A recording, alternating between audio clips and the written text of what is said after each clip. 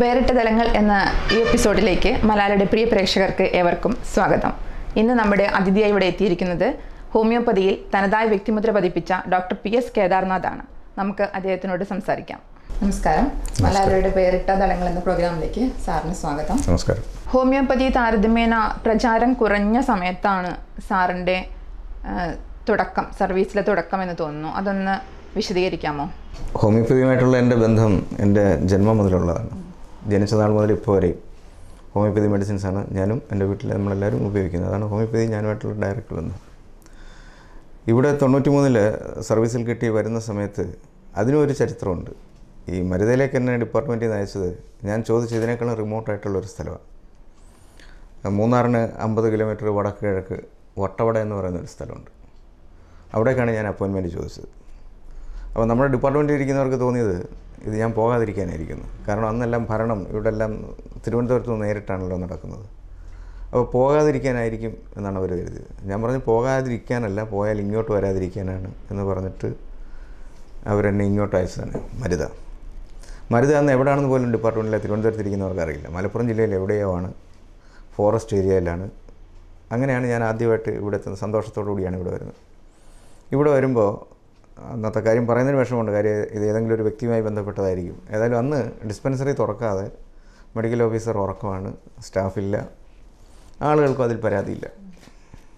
അതായിരുന്നു ഹോമിയോപ്പതിയുടെ അന്നത്തെ നമ്മുടെ ഇവിടുത്തെ സ്ഥാപനങ്ങളുടെയൊക്കെ ഒരു അവസ്ഥ. പൊതുവെ പ്രാക്ടീഷണേഴ്സും അങ്ങനെ അത്ര പേരെടുത്ത് പറയത്തക്ക രീതിയിൽ ആരും ഉണ്ടായിരുന്നില്ല. അതുകൊണ്ട് ജനങ്ങളൊരു ഗൗരവത്തോടുകൂടി ഹോമിയോപ്പതിയെ ഒരു ആരോഗ്യ കാര്യത്തിൽ സമീപിച്ചിരുന്നില്ല അന്ന്. പക്ഷേ എനിക്കറിയാം, നമ്മുടെ ജീവിതത്തിൽ നമ്മുടെ അനുഭവം കൊണ്ടും അതിൻ്റെ സാധ്യത കൊണ്ടും നമുക്കറിയാവുന്നത് കൊണ്ട് ഞാൻ വളരെ ആത്മാർത്ഥമായിട്ട് തന്നെ ആ കാര്യത്തിന് വേണ്ടി ഇറങ്ങി പുറപ്പെട്ടു.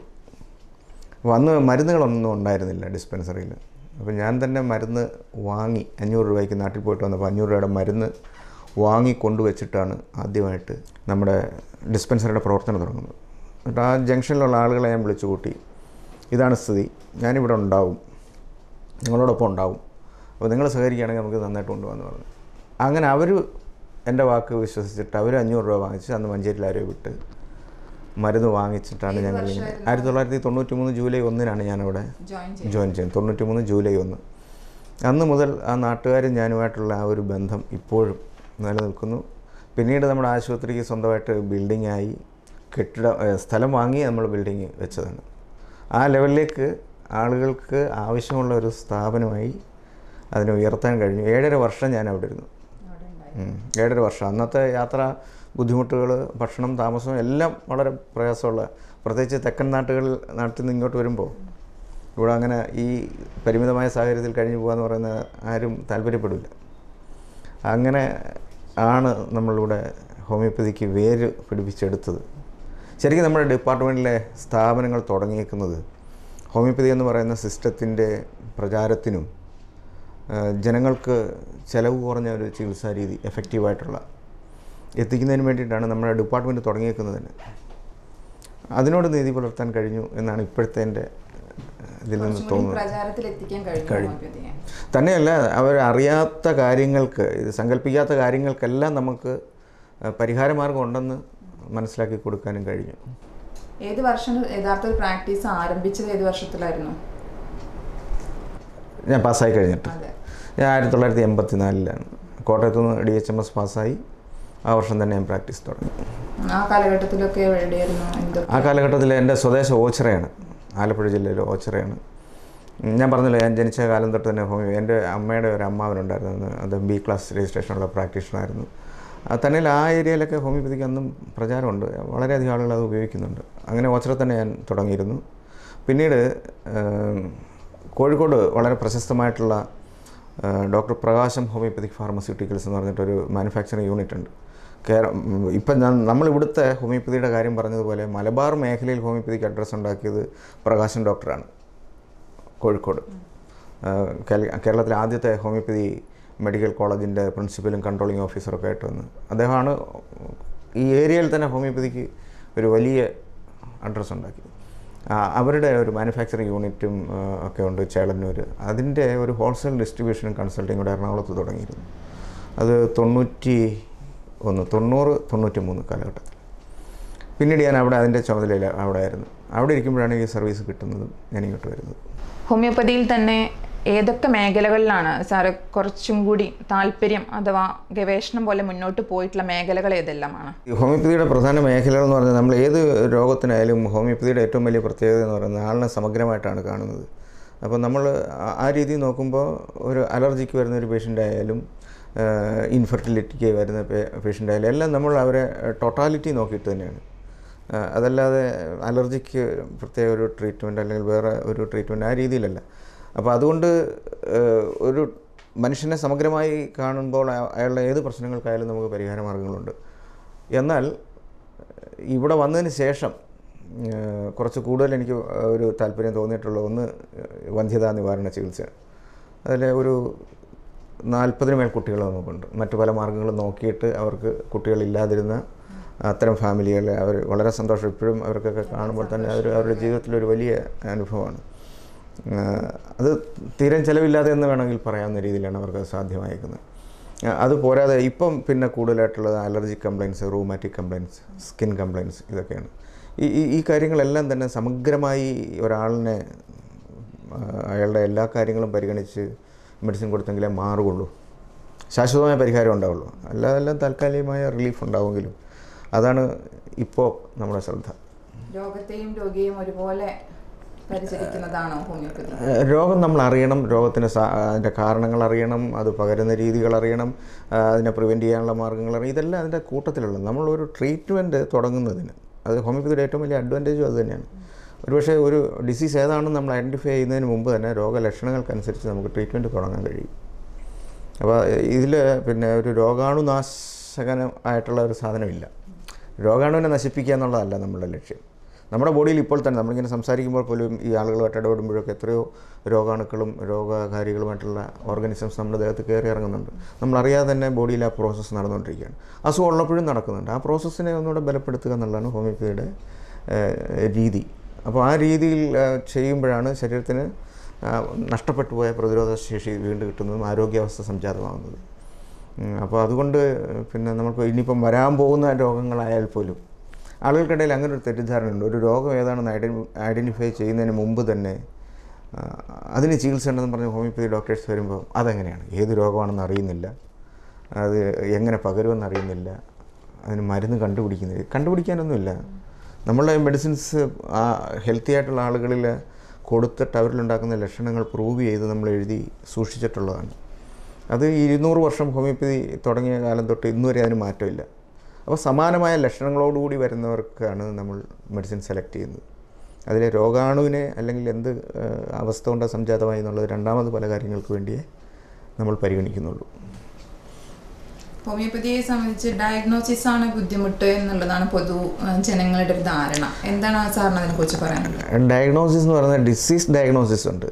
നമ്മൾക്ക് അതിനേക്കാൾ വലിയ ബുദ്ധിമുട്ടുള്ളത് ഒരാളിനെ ഇൻഡിവിജ്വലൈസ് ചെയ്ത് കിട്ടുക എന്നുള്ളതാണ്. അയാളെ ആ രോഗത്തിലേക്ക് എത്തിച്ച ഒരുപാട് ഘടകങ്ങളുണ്ടാവും. അതിനെ ഐഡൻറ്റിഫൈ ചെയ്യാതെ ഹോമിയോപ്പതിയിൽ നമുക്ക് ട്രീറ്റ്മെൻറ്റ് സാധ്യമല്ല. അതുകൊണ്ടാണ് പല ആളുകളും ഹോമിയോപ്പതിയിൽ അങ്ങനെ അങ്ങോട്ട് എത്തിപ്പെടാൻ വിഷമിക്കുന്നത്. മറ്റേത് ഇന്നിപ്പം വളരെ നൂതനമായ സംവിധാനങ്ങളുള്ളതുകൊണ്ട് ഒരു ഡിസീസ് ഏതാണെന്ന് അതിൻ്റെ പേര് ഐഡൻറ്റിഫൈ ചെയ്യുന്നതിന് ഇപ്പം വലിയ പ്രയാസമില്ല. അത് ആർക്കും വേണമെങ്കിലും സാധ്യമായിട്ടുള്ള കാര്യമാണ്.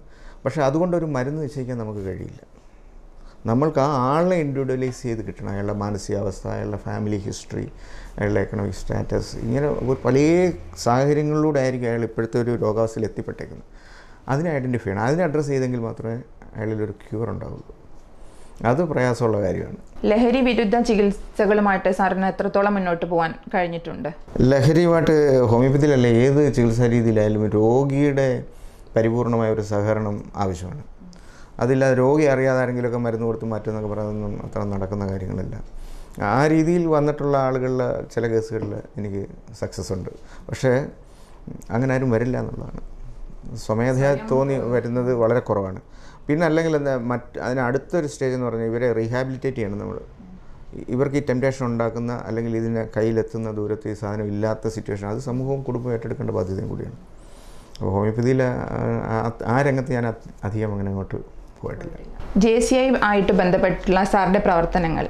JCI അറിയാമല്ലോ, ലോകത്തെ ഏറ്റവും വലിയ യുവജന സംഘടനയാണ്. നമ്മളെല്ലാവരിലും ഒരുപാട് കഴിവുകളുണ്ട്. ചെറുപ്പക്കാരായിട്ടുള്ള ഒരുപാട് പല കാരണങ്ങൾ കൊണ്ടും അവർ അത് തിരിച്ചറിയാതെയോ അല്ല തിരിച്ചറിയുന്നവർക്ക് പോലും ചില പുറകോട്ട് പിടുത്തം ഒക്കെ അത് മാറ്റി നല്ല പൗരന്മാരായിട്ട് അവരെ ഉയർത്തിക്കൊണ്ടിരുന്ന JC-യുടെ പ്രാധാന്യം മനസ്സിലാക്കിയാണ് ഞാൻ JC-യുമായിട്ട് സഹകരിച്ച് പ്രവർത്തിക്കാൻ തുടങ്ങിയത്.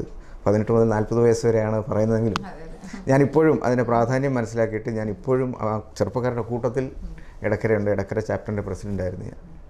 വളരെ നല്ല പ്രസ്ഥാനമാണ്. ചെറുപ്പക്കാരെല്ലാവരും അതിൽ പങ്കെടുക്കണമെന്നും അവരുടെ വ്യക്തിത്വം വികസിപ്പിക്കുന്നതിന് അത് പ്രയോജനപ്പെടുത്തണമെന്നാണ് എനിക്ക് JC-യെ പറ്റി പറയാനുള്ളത്. റോട്ടറിയിൽ സാറിൻ്റെ പ്രവർത്തനങ്ങൾ എന്തെല്ലാമായിരുന്നു? റോട്ടറിയുടെ ഒരു സെലക്ഷൻ്റെ രീതി എങ്ങനെയാണെന്ന് വെച്ച് കഴിഞ്ഞാൽ എല്ലാ പ്രൊഫഷനിലും എല്ലാ ജീവിത മേഖലകളിലും ഉള്ള വിന്നേഴ്സ് അല്ലെങ്കിൽ ലീഡേഴ്സ് അല്ലെങ്കിൽ എക്സൽ ചെയ്യുന്ന ആളുകൾ ആണ് അതിൽ ചേരുന്നത്. അവർക്ക് സോഷ്യൽ സർവീസിന് വേണ്ടിയിട്ടുള്ള ഒരു വലിയ പ്ലാറ്റ്ഫോമാണ്. ആ രീതിയിൽ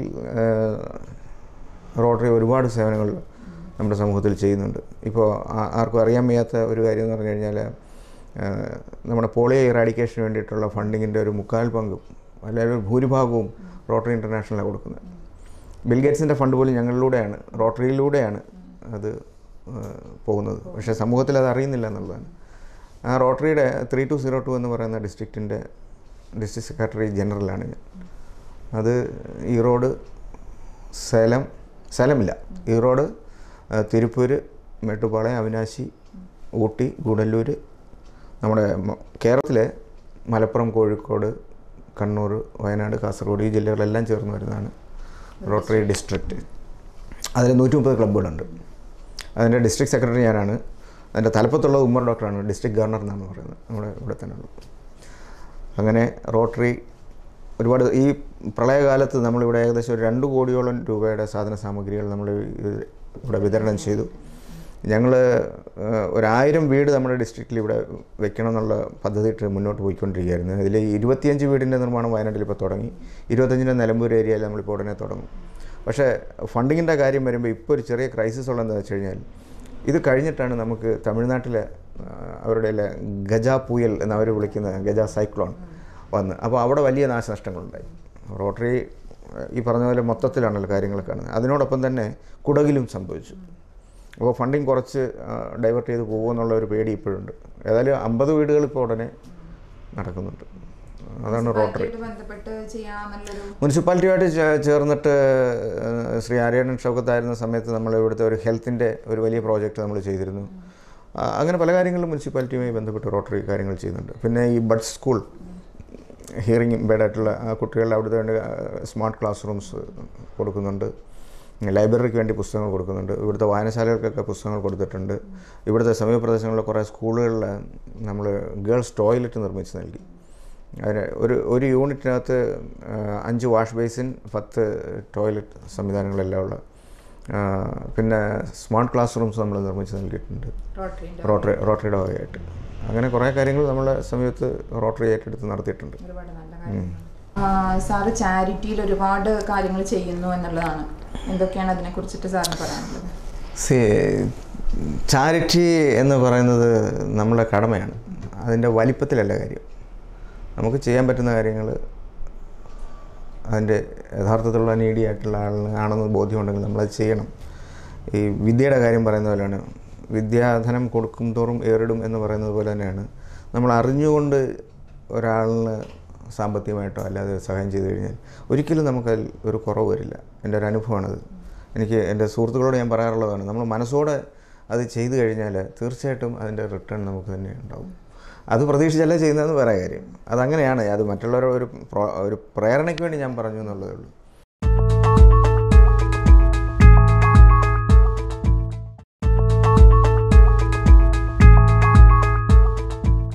മിത്രം ചാരിറ്റബിൾ ട്രസ്റ്റുമായിട്ട് സാറ് സഹകരിക്കുന്നുണ്ടെന്നും അതുമായിട്ട് ഏറെ ദൂരം മുന്നോട്ട് പോകുന്നുണ്ടെന്നും അറിയാൻ കഴിഞ്ഞു. അതിൻ്റെ ഒരു വിശദീകരണം. എടക്കര ഇപ്പം നമ്മുടെ സുഹൃത്തുക്കളെല്ലാം കൂടെ ചേർന്നിട്ട് അവിടെ ഒരു മിത്രം ചാരിറ്റബിൾ ട്രസ്റ്റ് എന്ന് പറഞ്ഞിട്ടൊരെണ്ണം നടത്തുന്നുണ്ട്. അതിൽ വളരെ ബുദ്ധിമുട്ട് അനുഭവിക്കുന്നവർക്ക് നമ്മൾ മാസം അവരുടെ ആവശ്യത്തിനനുസരിച്ചും നമ്മുടെ സാമ്പത്തിക സ്ഥിതി അനുസരിച്ചും നിശ്ചിത തുക മിത്രം ചാരിറ്റബിൾ ട്രസ്റ്റിൻ്റെ വകയായിട്ട് നമ്മൾ എല്ലാവരും അവിടെ എത്തിച്ചു കൊടുക്കുക, വീട്ടിൽ എത്തിച്ചു കൊടുക്കുക. അവർക്ക് നിത്യോപയോഗ സാധനങ്ങളായിട്ടും പൈസ ആയിട്ടൊക്കെ ചെയ്യുന്നുണ്ട്. പിന്നെ വളരെ പഠിക്കാൻ വേണ്ടിയുള്ള ചില കുട്ടികളൊക്കെ ചെറിയ ചെറിയ സഹായങ്ങളൊക്കെ നമ്മൾ ചെയ്തു പോകുന്നു. സാറിൻ്റെ കുടുംബം ആണ് എൻ്റെ ബലം. അത് കഴിഞ്ഞാൽ എൻ്റെ സുഹൃത്തുക്കളാണ്. എൻ്റെ ഭാര്യ സന്ധ്യയാണ്. സന്ധ്യയുടെ നേതൃത്വത്തിലാണ് എല്ലാ കാര്യങ്ങളും നടക്കുന്നതെന്ന് പറയുന്നതാണ് എനിക്ക് അഭിമാനമാണ്. കാരണം എന്ന് വെച്ച് കഴിഞ്ഞാൽ എനിക്ക് പരിപൂർണ്ണ സ്വാതന്ത്ര്യം ഈ പ്രൊഫഷനിലും എൻ്റെ ഈ പറഞ്ഞ റോട്ടറി ആയാലും മറ്റ് ആക്ടിവിറ്റീസിലും എനിക്ക് ചെയ്യാൻ പറ്റുന്നത് എൻ്റെ വീട്ടിലെ കാര്യങ്ങൾ അത്ര എഫക്റ്റീവായിട്ടും ഇവിടുത്തെ ക്ലിനിക്കിലെ കാര്യങ്ങൾ പോലും സന്ധ്യ ഏറ്റെടുത്ത് ചെയ്യുന്നതുകൊണ്ടാണ്. അപ്പോൾ ചുള്ളിയോട് ആശുപത്രിയിലൊക്കെ ഞാൻ ജോലി ചെയ്യുന്ന സമയത്ത് എനിക്ക് രാവിലെ 8 മണിക്ക് OP തുടങ്ങേണ്ടുള്ളൂ. പക്ഷേ അവിടുത്തെ പേഷ്യൻസും ഗ്രാജുവലി കൂടി വന്നപ്പോഴത്തേക്ക് വെളുപ്പിന് 5:30 ആളുകൾ ക്യൂ നിൽക്കും. ലോകത്ത് എവിടെയെങ്കിലും അങ്ങനെ ഒരു സർക്കാർ ഹോമിയോ ഡിസ്പെൻസറിയുടെ മുമ്പിൽ 5:30 പേഷ്യൻസ് വന്ന് നിൽക്കുമായിരുന്നു എന്ന് എനിക്കറിയില്ല. ആ സമയത്ത് ഞാൻ പലപ്പോഴും രാവിലെ എണീറ്റ് അങ്ങ് പോകണം. 6:45 ആകുമ്പോൾ ഞാൻ OP തുടങ്ങാറുണ്ടായിരുന്നു. അങ്ങനെ എനിക്ക് പോകാൻ പറ്റുന്നത് എൻ്റെ കുടുംബം സന്ധ്യയുടെ കൈകളിൽ അത്ര ഭദ്രമായിരുന്നത് കൊണ്ടാണ്. ആ കാര്യത്തിൽ എനിക്ക് വളരെ സന്തോഷവും താങ്ക് യു. അതങ്ങനെ ആയിരിക്കണം, കുടുംബം അങ്ങനെ ആയിരിക്കണം. അങ്ങനെ അങ്ങോട്ടും ഇങ്ങോട്ടും ഷെയറിങ്ങും അങ്ങനെ മനസ്സിലാക്കുകയും ചെയ്തു കഴിഞ്ഞാൽ നമുക്ക് ജീവിതത്തിൽ ഉയരാൻ കഴിയുള്ളൂ. എനിക്ക് 2 ആൺകുട്ടികളാണുള്ളത്. അതിൽ മൂത്തമോൻ എൻ്റെ ട്രാക്കിൽ തന്നെയാണ്. അവന് ഇപ്പം BHMS ഇപ്പം ഹൗസ് സർജൻസി ഇപ്പം തീരും. രണ്ടാമത്തെ ആൾ BSc സൈക്കോളജി ആയിരുന്നു. അവനത് കഴിഞ്ഞിട്ട് PG ചെയ്യാനായിട്ട് ഇപ്പോൾ ഓസ്ട്രേലിയയിലാണ്. രണ്ടുപേരും അങ്ങനെ. പിന്നെ എൻ്റെ ഭാര്യ ഈ തിരക്കിനിടയിൽ ഇപ്പോൾ പഠിച്ച് MSc പാസ്സായി. അത് സത്യത്തിൽ താങ്കളിപ്പോൾ പഠിക്കുന്നുണ്ടെങ്കിൽ നല്ല കാര്യമാണ്. നമ്മുടെ സമൂഹത്തിൽ സമയമില്ല എന്ന് പറയുന്ന ഒരുപാട് സ്ത്രീകൾക്കും അതൊരു മാതൃകയാകേണ്ട കാര്യമാണ്. അവൾ സന്ധ്യ MSc പാസ്സായി എന്നുള്ളതല്ല, ഇനിയും അവസരങ്ങൾ ഈ തിരക്കിനിടയിൽ നമ്മുടെ കുടുംബിനികൾക്ക് അതിന് കഴിയും എന്നുള്ളതിനാണ് ഞാൻ പ്രാധാന്യത്തോടുകൂടി അത് പറഞ്ഞത്. പഠിക്കുന്ന ആർക്കും പറ്റും, പഠിക്കണം. സ്ത്രീകളുടെ വിദ്യാഭ്യാസം ഉണ്ടെങ്കിലേ സമൂഹത്തിൽ ഉയർച്ച ഉണ്ടാവുള്ളൂ. നമ്മുടെ കുട്ടികളുടെ കാര്യത്തിലായാലും മറ്റ് സാമൂഹിക കാര്യങ്ങളിലെല്ലാം സ്ത്രീകൾക്ക് വലിയ പങ്കാണുള്ളത്. അപ്പോൾ ആ കാര്യത്തിൽ ഇനിയും നമ്മുടെ സമൂഹം മുന്നോട്ട് വരേണ്ടിയിരിക്കുന്നു. നല്ലൊരു സന്ദേശം. Thank you. സാംസ്കാരിക രംഗങ്ങളിലും സ്പോർട്സിലും ഒക്കെ സാറിൻ്റെ താല്പര്യങ്ങൾ എന്തെല്ലാമായിരുന്നു? താല്പര്യം എല്ലാ കാര്യങ്ങളിലും എനിക്ക് വളരെ സജീവമായ താല്പര്യങ്ങളാണ്. കാര്യം മനുഷ്യൻ ഇടപെടുന്ന എല്ലാ കാര്യങ്ങളും എനിക്ക് താല്പര്യമുള്ളത് തന്നെയാണ്. കലയിൽ ചെറുതായിട്ടൊക്കെ പാട്ട് പാടും. അത് സ്വകാര്യ ചടങ്ങുകളിൽ മാത്രം. അത് ഈ അടുത്ത കാലത്താണ് ഞാൻ കുറച്ചെങ്കിലും പരസ്യമായിട്ട് ഈ ഞങ്ങളുടെ സൗഹൃദവേദി ഇടക്കര, അത് പ്രത്യേകം പറയേണ്ട കാര്യങ്ങളാണ്. സൗഹൃദവേദി എന്ന് പറഞ്ഞിട്ട് ഞങ്ങളുടെ ഒരു കൂട്ടായ്മ ഉണ്ട് ഇടക്കരക്കാരുടെ. അതിലെ ചെറിയ ചെറിയ പാട്ടുകളൊക്കെ വല്ലപ്പോഴൊക്കെ പാടും. ഒന്നും ഞാൻ പ്രൊഫഷണൽ പഠിച്ചിട്ടില്ല. പിന്നെ സ്പോർട്സിൻ്റെ കാര്യം കോളേജോടുകൂടി അതിൻ്റെ ഗൗരവത്തോടുകൂടിയുള്ള കാര്യങ്ങൾ കഴിഞ്ഞു. അത് ഷട്ടിലിൻ്റെയൊക്കെ കോളേജ് ചാമ്പ്യൻ ടീമിലുണ്ടായിരുന്ന ആളാണ് ഞാൻ. അത് കഴിഞ്ഞ് പിന്നെ ആ രംഗത്തൊന്നും അങ്ങനെയില്ല. എന്നാൽ അതിനുള്ള ജേഴ്സി നടപ്പിലാക്കുന്ന പരിപാടികളിലും എല്ലാം വളരെ സജീവമായ പിന്തുണ നൽകാറുണ്ട്. അതാണ് കലയും സാംസ്കാരികവും. ഇതിനോടൊപ്പം കല അല്ലെങ്കിൽ സ്പോർട്സ് എന്ന രീതിയിൽ പറയാൻ പറ്റില്ലെങ്കിലും യോഗ ആൻഡ് മെഡിറ്റേഷൻ ഒരു സമയത്ത് ഞാൻ വളരെ ഗൗരവത്തിൽ ഏർപ്പെട്ടിരുന്നതും ചെയ്തുകൊണ്ടിരുന്നതാണ്. പക്ഷേ ഇവിടെ വന്നതിന് 93 ഇവിടെ വന്ന ആ സമയത്തൊന്നും എനിക്ക് അതിന് പറ്റിയ ഒരു ഗ്രൂപ്പ് പോലും ഉണ്ടായിരുന്നില്ല. ഇപ്പോൾ ഒരുപാട് മാറിയിട്ടുണ്ട്.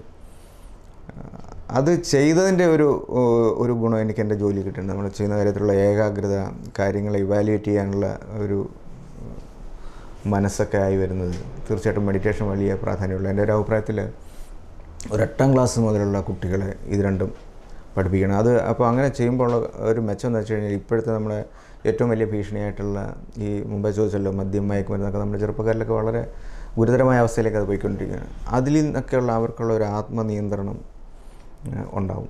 അത് വളരെ ഗൗരവത്തോടുകൂടി നമ്മൾ എടുക്കേണ്ട ഒരു പക്ഷേ പാഠ്യഭാഗത്തിൻ്റെ ഒരു ഭാഗമായിട്ട് തന്നെ, പാഠ്യവിഷയങ്ങളുടെ ഒരു ഭാഗമായിട്ട് തന്നെ അതിനെ ഏറ്റെടുക്കേണ്ട ആവശ്യമുണ്ടെന്നാണ് എനിക്ക് തോന്നുന്നത്. സാർ ഇത്രയും നേരം വിശദീകരിച്ചതിനപ്പുറം ഹോമിയോപ്പതിയെ അതിൻ്റെ വേറെ ഒരു മേഖലയിലേക്ക് തന്നെ കൊണ്ടുവന്ന ആ പ്രവർത്തനങ്ങളും അതുമായിട്ട് ബന്ധപ്പെട്ടുള്ള കാര്യങ്ങൾ സാറിനൊന്ന് വിശദീകരിക്കാമോ? ഹോമിയോപ്പതി എന്നുള്ള ഒരു രീതിയിൽ മാത്രമായിരുന്നില്ലല്ലോ നമ്മളുടെ സ്ഥാപനം. ഒരു ഗവൺമെൻറ് ഇൻസ്റ്റിറ്റ്യൂഷനാണ്. ഇപ്പോൾ നമുക്ക് പല ആളുകൾക്കും അറിയാം, നമ്മളൊരു സ്ഥാപനത്തിൽ കയറി ചെന്ന് കഴിഞ്ഞാൽ അവിടുത്തെ കുറേ ആളുകളുടെ പെരുമാറ്റ രീതികൾ, ഞാനത് നമ്മളെല്ലാവരും ചെറുപ്പകാലത്ത് അല്ലാതെയൊക്കെ നമ്മളത് അനുഭവിച്ചിട്ടുണ്ടാകും. അന്ന് ഞാനൊരു തീരുമാനം എടുത്തിരുന്നു, നമ്മൾ അത്തരത്തിലൊരു അധികാര സ്ഥാനത്ത് അല്ലെങ്കിൽ അങ്ങനത്തെ ഒരു പോസ്റ്റിൽ ഇരിക്കുകയാണെങ്കിൽ ആ രീതിയിൽ ആളുകളോട് പെരുമാറരുതെന്നുള്ളത്. പലപ്പോഴും ഒരു സ്ഥാപനത്തിൽ കയറി വന്നാൽ നമ്മളോടൊന്ന് ഇരിക്കാൻ പറയാനുള്ള സൗമനസ്യമോ അല്ലെങ്കിൽ നമ്മുടെ കാര്യം എന്താണെന്ന് ചോദിക്കാനുള്ള സൗമനസ്യമോ ഒന്നും നമുക്ക് കിട്ടാറില്ല. അപ്പോൾ ഞാൻ അതിനകത്ത് എടുത്തിരുന്ന ഒരു നിലപാട് എന്താണെന്ന് വെച്ച് കഴിഞ്ഞാൽ, നമ്മളൊരു സ്ഥാപനത്തിൽ കയറി ചെല്ലുമ്പോൾ അവിടെ ഇരിക്കുന്നവർ നമ്മളോട് എങ്ങനെ പെരുമാറണമെന്ന് നമ്മൾ ആഗ്രഹിക്കുന്നു ആ രീതിയിൽ നമ്മുടെ അടുത്ത് വരുന്നവരോട് പെരുമാറുക. അത് വളരെ വളരെ പ്രാധാന്യമുള്ള എന്നെ ആ കാര്യത്തിൽ എന്നെ സ്വാധീനിച്ചിട്ടുള്ള 2 വ്യക്തികൾ. ഒന്ന് എന്നെ പഠിപ്പിച്ച എൻ്റെ അമ്മാവൻ മലയാളം അധ്യാപകനായിരുന്നു. മാമന് എൻ്റെ സ്വഭാവ രൂപീകരണത്തിൽ വളരെ ശക്തമായ സ്വാധീനം ഉണ്ടായിരുന്നു. രണ്ടാമത്തെ ഒരു വ്യക്തിയുള്ളത് നമ്മളുടെ DGP ആയിട്ട് റിട്ടയർ ചെയ്ത് കുറച്ച് നാൾ മുമ്പ് നിര്യാതനായ രമേശ് ചന്ദ്രഭാനു IPS. അദ്ദേഹം എന്നെ അക്കാര്യത്തിൽ വളരെ ശക്തമായ സ്വാധീനം ചെലുത്തിയിട്ടുള്ളതാണ്. അതുകൊണ്ട് എൻ്റെ അടുത്ത് വരുന്ന ആളുകൾക്ക് നമ്മൾ ആ ഒരു സ്നേഹവും അവരുടെ ഒരു പ്രതിപക്ഷ ബഹുമാനവും നമ്മൾ കൊടുക്കുമ്പോൾ അവർക്ക് നമ്മളോടൊരു ഇൻറ്റിമസി തോന്നുകയാണ്. അപ്പം ഞാൻ കൊടുക്കുന്ന കാര്യങ്ങളിൽ ഞാൻ പറയുന്ന വാക്കുകൾക്ക് അവർ നമ്മൾ മനസ്സിൽ കാണുന്നതിനപ്പുറമുള്ള വില നൽകും. അത് റിസൾട്ട് ഉണ്ടാക്കുകയും ചെയ്യും. മനസ്സിലായില്ലേ? അപ്പോൾ അത് ഒരു സ്ഥാപനം നടത്തിക്കൊണ്ട് പോകുന്നതിലും ഈ വ്യക്തിബന്ധം സ്ഥാപിക്കുകയും വഴിയും കൂടിയാണ് അത് സാധിച്ചിട്ടുള്ളത്. അല്ല ഹോമിയോപ്പതി എന്ന് പറയുന്നത് മാത്രമല്ല, അതൊരു മൾട്ടി ഡയമെൻഷനായിട്ടുള്ള ഒരു കാര്യമാണ്. ആ രീതിയിൽ എല്ലാവരും വിചാരിച്ചു കഴിഞ്ഞാൽ ഏത് രംഗത്തും നമുക്ക് ഉയരാൻ കഴിയും. വ്യക്തികളുമായിട്ടുള്ള ഒരു വിശ്വാസം ആർജിച്ചെടുക്കുക എന്നുള്ളത് അവർക്ക് വേണ്ടിയും കൂടിയാണ് നമ്മൾ ചെയ്യുക. ഇപ്പോൾ സാധാരണ ഒരു സർക്കാർ സ്ഥാപനത്തിൽ ചെന്ന് കഴിഞ്ഞാൽ അവിടെ ഇരിക്കുന്ന ആളുടെ ഒരു ഔദാര്യം സ്വീകരിക്കാനായിട്ട് ചെല്ലുന്ന പോലത്തെ ഒരു രീതിയാണ് തോന്നുക. അതേസമയം നമ്മൾ അവർക്ക് വേണ്ടി നമ്മളൊരു കാര്യം ചെയ്യുകയാണെന്ന് തോന്നിക്കഴിഞ്ഞാൽ ആളുകൾ നമ്മളോട് ബിഹേവ് ചെയ്യുന്നത്, നമ്മൾ പറയുന്ന വാക്ക് കേട്ട് ചെയ്യേണ്ട കാര്യം ചെയ്യുന്നത് കുറച്ചുകൂടെ വ്യത്യസ്തമായിട്ടായിരിക്കും. അത് തന്നെ ഈ പറഞ്ഞ ഒരു സിസ്റ്റം ഇവിടെ ജനങ്ങൾക്ക് പ്രയോജനപ്പെടുത്തി കൊടുക്കുന്നതിൽ വളരെയധികം സഹായിച്ചിട്ടുണ്ട് ആ രീതി. ഇപ്പം നിലമ്പൂർ എൻ്റെ ക്ലിനിക്ക് തന്നെയുണ്ട്. പിന്നെ നേരത്തെ ഗവൺമെൻറ് സർവീസിലായിരുന്ന സമയത്ത് അന്ന് നമുക്ക് വീട്ടിൽ മാത്രമേ പ്രാക്ടീസ് ചെയ്യാൻ പറ്റുമായിരുന്നുള്ളൂ. അന്ന് ഞാൻ 4 തൊട്ട് 7 വരെ അവിടെ പേഷ്യൻസിനെ നോക്കിയിരുന്നു. ഇപ്പോൾ അങ്ങനെ 4 തൊട്ട് 7 വരെ വീട്ടിലും രാവിലെ 10 തൊട്ട് 1 മണി വരെ നിലമ്പൂരുണ്ട്. നിലമ്പൂരിലൊരു വലിയ ഒരു ആരോഗ്യ സ്ഥാപനം ഹോമിയോപ്പതിയുടെ ഇപ്പോഴും അത്യാവശ്യമാണ്. കാരണം ഇതിന് ചുറ്റുപാടായിട്ട് പോത്തുകല്ല്, എടക്കര, വഴിക്കടവ്, മൂത്തേടം, ചുങ്കത്തറ, അമരമ്പലം, ഇങ്ങനെ എല്ലായിടവും ഡിസ്പെൻസറികളുണ്ട്. നല്ല രീതിയിൽ പ്രവർത്തിക്കുന്ന ഡിസ്പെൻസറികളാണ്. ഇപ്പോൾ ആദ്യം ഞാൻ പറഞ്ഞ സ്റ്റേജൊക്കെ മാറി. ഇപ്പം നല്ല ചെറുപ്പക്കാരൊക്കെ വന്നിട്ട് നമ്മുടെ ഡിസ്പെൻസറിയൊക്കെ നന്നായി പ്രവർത്തിക്കുന്നുണ്ട്. ആളുകൾക്ക് ഒരുപാട് സർവീസ് കൊടുക്കുന്നുണ്ട്. അപ്പോൾ അങ്ങനെ ഒരു അഡ്മിറ്റ് ചെയ്ത് ട്രീറ്റ് ചെയ്യേണ്ട ഒരു കേസ് വന്നു കഴിഞ്ഞാൽ നമുക്ക് നിലമ്പൂർ ഇപ്പോൾ അതിനൊരു സൗകര്യമില്ല. വളരെ പ്രാധാന്യമുള്ളൊരു വിഷയമാണ്. ഞാനത് ഭരണ നേതൃത്വങ്ങളൊക്കെ നേരത്തെ ഉന്നയിച്ചിട്ടുണ്ടെങ്കിലും അത് വേണ്ടവണ്ണം അങ്ങോട്ട് ഫലവത്തായിട്ടില്ല. ഇപ്പോഴും അതിന് സാധ്യതയുണ്ട്. അത് പ്രത്യേകിച്ച് ഈ വൈറൽ ഡിസീസൊക്കെ വരുമ്പോൾ, ഈ ആദിവാസി മേഖലകളിലൊക്കെ ഓരോ പ്രശ്നങ്ങളുണ്ടാകുമ്പോൾ അങ്ങനെ ഒരുപാട് വാല്യുബിളായിട്ടുള്ള സർവീസ് നമുക്ക് ചെയ്യാൻ പറ്റും. പക്ഷേ അതിനൊരു സ്ഥാപനം നമുക്ക് നിലമ്പൂരില്ല. നമ്മളെല്ലാവരും കൂടി അതിനുവേണ്ടി ഒന്ന് ശ്രമിച്ച് ഒരു നല്ല തങ്ങളെപ്പോലുള്ള ആളുകളൊക്കെ അതിന് വളരെ ശക്തമായ സ്വാധീനം ചെലുത്താൻ കഴിയുന്നവരാണ് നിങ്ങളൊക്കെ. അപ്പോൾ നിങ്ങളുടെ എല്ലാവരുടെയും ഒരു സഹായവും ശ്രമവും നാട്ടുകാർക്ക് വേണ്ടി അതിനകത്തുണ്ടാകണം. ടൂറിസമായിട്ട് ബന്ധപ്പെട്ട് സാറിന് എന്തൊക്കെയോ വീക്ഷണങ്ങളും പ്രൊജക്റ്റുകളൊക്കെ സാറിൻ്റെ മനസ്സിലുണ്ടെന്ന് അറിയാൻ കഴിഞ്ഞിട്ടുണ്ട്. എന്താണ് സാറിന് അതിനെക്കുറിച്ച് സംസാരിക്കാനുള്ളത്? ഞാൻ ധാരാളം യാത്ര ചെയ്യാൻ ഇഷ്ടപ്പെടുന്ന ആളാണ്. യാത്രകൾ കുറേ ചെയ്യാറുണ്ട്. അപ്പോൾ നമ്മൾ പലപ്പോഴും പോയി കാണുമ്പോൾ, നമ്മളിവിടുന്ന് പൈസ മുടക്കി എന്തൊക്കെയോ വലിയ കാര്യങ്ങളെന്ന് പറഞ്ഞിട്ട് നമ്മൾ പോയി കാണുമ്പോൾ നമ്മളുടെ കയ്യിൽ ഉള്ളം കയ്യിലുള്ളതിൻ്റെ 7 അയലത്ത് വരുന്ന സംഭവമല്ല നമ്മൾ പൈസ ചിലവഴിച്ച് പോയി കാണുന്നത്. പക്ഷേ നമ്മളത് മാർക്കറ്റ് ചെയ്യുന്നില്ല. കേരളത്തിൽ മൊത്തം പറയാൻ അത് ബാധകമാണ്. പക്ഷേ നിലമ്പൂർ ഏരിയയിൽ പ്രത്യേകിച്ച് ഇവിടെ ഇതിൻ്റെ നമുക്ക് മറ്റൊരു കാര്യം ആലോചിച്ചാൽ നമുക്കിവിടെ ഒരു ഇടത്താവളമായിട്ട് നിലമ്പൂരിനെ ഉപയോഗിക്കാൻ പറ്റും. കോഴിക്കോട് പോലുള്ള ബീച്ച്, കാപ്പാട്, ഇതിൻ്റെ എല്ലാം ഉണ്ട്. അതുപോലെ നമ്മുടെ കക്കാടംപൊയിലെ ഒരു വലിയ സാധ്യതയുണ്ട്. ഗൂഡല്ലൂർ, ഊട്ടി, ഇതിൻ്റെ എല്ലാം കൂടെ എന്ന് പറഞ്ഞാൽ നമുക്ക് ഇവിടെ സ്റ്റേ ചെയ്യുന്ന ഒരാളെ സംബന്ധിച്ചിടത്തോളം പോയി വരാൻ പെട്ടെന്ന് ഒരു പാക്കേജായിട്ട് നമുക്ക് ചെയ്യാൻ പറ്റുന്ന ആ രീതിയിൽ നിലമ്പൂരിലെ തന്നെയുള്ള ഇവിടുത്തെ പ്രാദേശികമായിട്ടുള്ള ടൂറിസ്റ്റ് കേന്ദ്രങ്ങൾ പോലും വികസിപ്പിച്ചെടുക്കാൻ നമുക്ക് പറ്റിയിട്ടില്ല. അപ്പോൾ അതിൻ്റെ ഭാഗമായിട്ട് ചെറിയ ചെറിയ പ്രോജക്റ്റുകൾക്ക് ആവശ്യമായിട്ടുള്ള ചില നടപടികളൊക്കെ ഞാൻ സ്വീകരിച്ചു വരുന്നുണ്ട്. അത് ടൈം ഡിമാൻഡ് ചെയ്യുമ്പോൾ നമ്മൾ ആ രംഗത്തേക്ക് ഇറങ്ങും. അതിനൊരു വലിയ സാധ്യതയുണ്ട്. അതെൻ്റെ ഒരു ആഗ്രഹമാണ്, ഒരു സ്വപ്നമാണ്. ഇപ്പോഴത്തെ ഈ കാലാവസ്ഥ മുൻകണ്ടും കൊണ്ട് സാറിന് എന്താണ് അതിനെക്കുറിച്ച് പറയാനുള്ളത്? ഈ കാലാവസ്ഥയെ നമുക്ക് അതിജീവിക്കാൻ എന്ത് ചെയ്യാൻ കഴിയുമെന്നാണ് പറയാനുള്ളത്? ഇതൊരു ഒരൊറ്റ വാചകത്തിലൊന്നും നിൽക്കാത്ത ഒരു വലിയ ചോദ്യമാണ് ചോദിച്ചിരിക്കുന്നത്. ഇതിനകത്ത് ഏറ്റവും നമ്മൾ മനസ്സിലാക്കേണ്ട ഒരു കാര്യം എന്ന് പറഞ്ഞു കഴിഞ്ഞാൽ മനുഷ്യന് പ്രകൃതിയിൽ നിന്ന് വേറിട്ടൊരു നിലനിൽപ്പില്ല എന്നുള്ളതാണ്. അപ്പോൾ ഇന്നത്തെ നമ്മൾ ലാഭത്തിന് വേണ്ടി എന്തെങ്കിലുമൊക്കെ കാര്യങ്ങൾ ചെയ്യുന്നുണ്ടെങ്കിൽ അതിൻ്റെ ദുരനുഭവം നമ്മൾ പിന്നീട് അല്ലെങ്കിൽ നമ്മുടെ അടുത്ത തലമുറ അനുഭവിക്കും. ഇപ്പം സംഭവിക്കുന്നത് അതുതന്നെയാണ്. ശരിക്കും പ്രകൃതി സംരക്ഷണമാണ് അതിൻ്റെ ഏറ്റവും പ്രധാനപ്പെട്ട ഒരു കാര്യം. അത് അവിടെ നിൽക്കട്ടെ.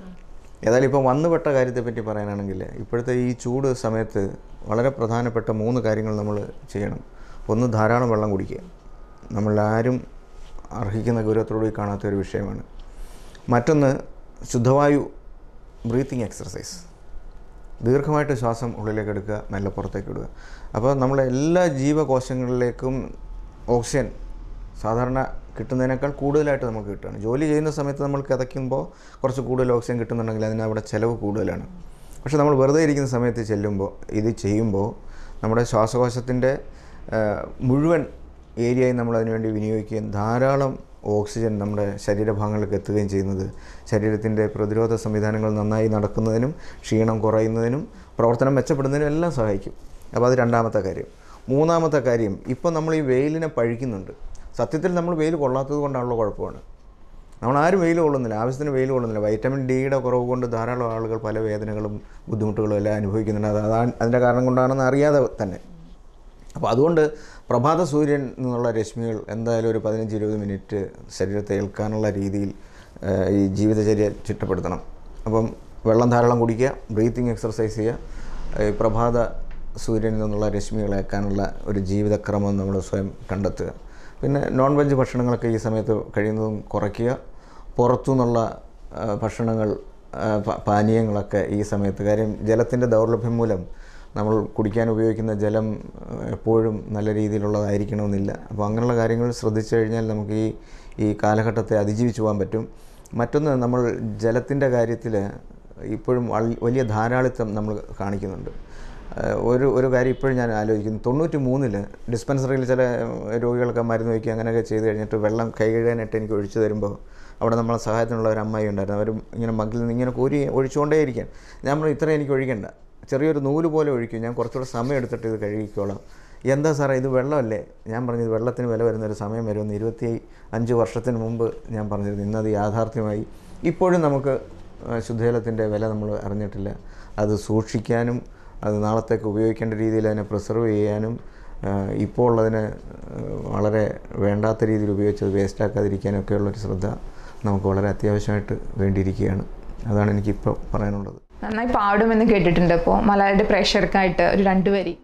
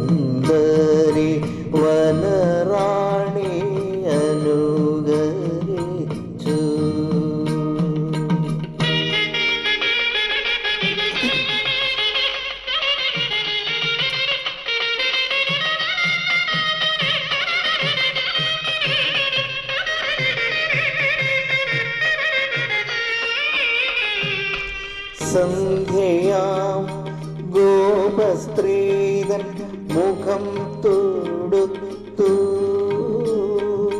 ചന്തളിർ മേൽ താരനഖമമർന്നു.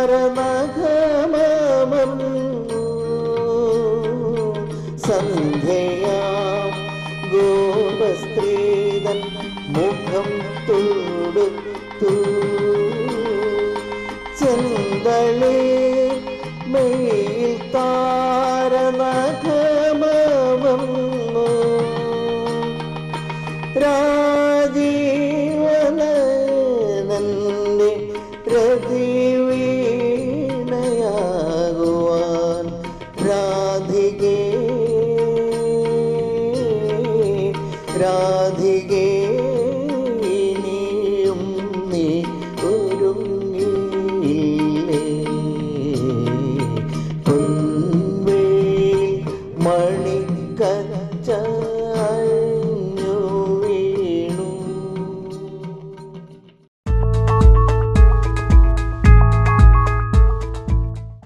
നേരം മലയാളയുടെ പ്രേക്ഷകർക്ക് വേണ്ടിയിട്ട് ഇത്രയും നേരം ഞങ്ങൾക്ക് വേണ്ടിയിട്ട് ചിലവഴിച്ചതിന് ഏറ്റവും അധികം നന്ദി ഹൃദയത്തിൻ്റെ ഭാഷയിൽ പറയുന്നു. എൻ്റെ ഈ ജീവിതത്തിലെ ഒരു വലിയ ഭാഗം നിലമ്പൂരിലാണ് ഞാൻ ചിലവഴിച്ചിട്ടുള്ളത്. അതിൽ ഹോമിയോപ്പതി എന്ന് പറയുന്ന ഒരു ചികിത്സാശാസ്ത്രം ജനങ്ങൾക്ക് എത്തിക്കുന്നതിൽ എന്നാലാവുന്ന എളിയ കാര്യങ്ങളൊക്കെ ചെയ്തിട്ടുണ്ടെന്നാണ് എൻ്റെ വിശ്വാസം. അത് ആ അനുഭവങ്ങൾ നിങ്ങളുമായിട്ട് പങ്കുവയ്ക്കാൻ ഒരവസരം തന്നതിനും എനിക്ക് ഈ ഒരു സാഹചര്യം ഒരുക്കി തന്നതിനും നിങ്ങളോടുള്ള നന്ദിയും കടപ്പാടും എല്ലാ പ്രവർത്തകരോടും അറിയിക്കുന്നു. Thank you very much. എല്ലാവർക്കും നന്മ ഉണ്ടാകട്ടെ.